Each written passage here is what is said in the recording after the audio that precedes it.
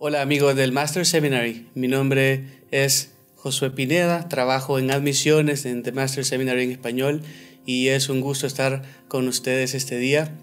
Tengo conmigo al Dr. Josías Grauman, él es el director de The Master Seminary en español y queríamos, Josías, hacerte un par de preguntas. Hay un par de dudas que han surgido y queremos tener un poco de claridad y creo que será útil conversar un poco al respecto. Con todo gusto.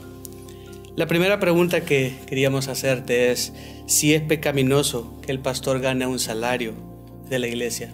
Me imagino que esa pregunta surge del gran problema que vemos en particular en Latinoamérica de los muchos falsos maestros que están comerciando la palabra de Dios, haciéndose ricos por medio de la iglesia. Y Dios aborrece esto. Eso es un pecado. La Biblia nos dice en 1 Timoteo 3 de que el anciano no debe de ser codicioso de ganancias deshonestas. Pero en Timoteo 6 dice de que no debe ver el ministerio como fuente de ganancia. Entonces estamos completamente en contra de esto, obvio, de los falsos maestros. Pero luego yo creo que esto causa que otros vayan al otro extremo a decir de que el pastor debe tomar un voto de pobreza, no puede ganar nada. Y yo creo que existe una gran diferencia entre, de un lado, hacerse rico por el evangelio y tomar un voto de pobreza. Y creo que hay una opción entre los dos extremos, que es ganar un salario honesto. Pero la verdad es que no, la pregunta no debe ser qué opina Josías, la pregunta es qué dice la Escritura, qué dice Dios al respecto.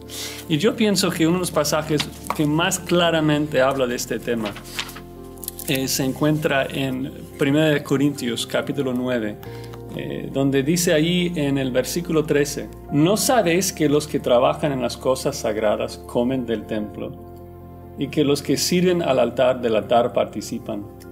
Así también ordenó el Señor a los que anuncian el Evangelio que vivan del Evangelio. Entonces ahí está esa realidad de que Pablo está diciendo: el Señor ordenó de que la iglesia debe estar apoyando a sus pastores, y es obvio en el contexto de que se trata de algo material, porque dice en el versículo 11, 2 versículos antes: si nosotros sembramos entre vosotros lo espiritual, es gran cosa si segáramos de vosotros lo material. Entonces, en base a 1 Corintios 9, yo diría no es pecaminoso que la iglesia ayude a su pastor con un salario. Obvio, habrá pastores laicos que optan por no hacerlo. Pablo mismo se privó de ese derecho. Él tenía un llamado único de establecer el fundamento de la iglesia. Pero él dejó instrucciones, dice la instrucción divina es de que la iglesia ayude a sus pastores. Y yo, de hecho, agregaría de que veo que una de las cosas que debilita a la iglesia en Latinoamérica es la realidad de que muchas iglesias no ayudan a su pastor, y esto no es provechoso para la iglesia. Muy útil. Y eso me lleva a una segunda pregunta realmente, usando el término que usaste, provechoso. ¿Por qué podría ser provechoso que una iglesia pague a su pastor? Sí, hablando en términos prácticos primero, si un pastor tiene que buscar un trabajo secular y está trabajando 50, 40 horas a la semana, ¿cuánto tiempo le resta para preparar el sermón? ¿Cuánto tiempo tiene para orar por la grey? ¿Cuánto tiempo tiene para aconsejar a la gente? Su tiempo es muy limitado, está entre dos cosas. Y de hecho Pablo dice entonces en 1 Timoteo 5, versículo 17: los ancianos que gobiernan bien sean tenidos por dignos de doble honor, mayormente los que trabajan en predicar y enseñar. Pues la Escritura dice: no pondrás bozal al buey que trilla, y digno es el obrero de su salario. Entonces, el punto es de que es de provecho si el pastor tenga más tiempo, porque luego va a usar ese tiempo para invertirlo en la iglesia, en las cosas de la iglesia, principalmente los que trabajan en la enseñanza, para que ellos puedan preparar un buen sermón que luego alimenta al pueblo. Y de hecho el autor de Hebreos habla de lo mismo. el mismo principio, aunque el contexto es diferente. Cuando dice, obedeced a vuestros pastores y sujetaos a ellos, porque ellos velan por vuestras almas como quienes han de dar cuenta, para que lo hagan con alegría y no quejándose, porque esto no os es provechoso. O sea, si el pastor cada vez que piensa en la grey está pensando en todo lo malo, las malas formas que ellos le tratan, pues va a estar orando por la iglesia, pero oraciones imprecatorias.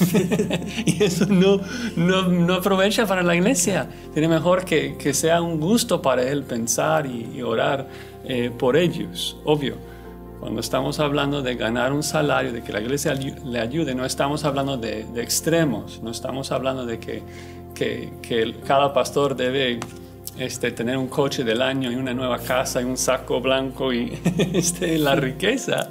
No, pero un salario honesto, ¿no? Muchas gracias. ¿Cuánto debería ganar un pastor? Es una pregunta difícil, o mejor aún, ¿cuándo es que se llegaría a comerciar con la palabra de Dios? Me vienen a la mente las palabras de Proverbios: no me des ni riqueza ni pobreza. Creo que es sabio evitar esos extremos. Pero como dices, es difícil porque esos términos, riqueza, pobreza, son términos muy subjetivos. Lo que significa pagar renta acá en Los Ángeles es muy diferente a lo que es pagar renta en San Salvador, ¿no? Sí. Entonces, lo que es rico acá, o sea, es muy rico ahí. Lo que es pobre acá, a lo mejor es rico ahí.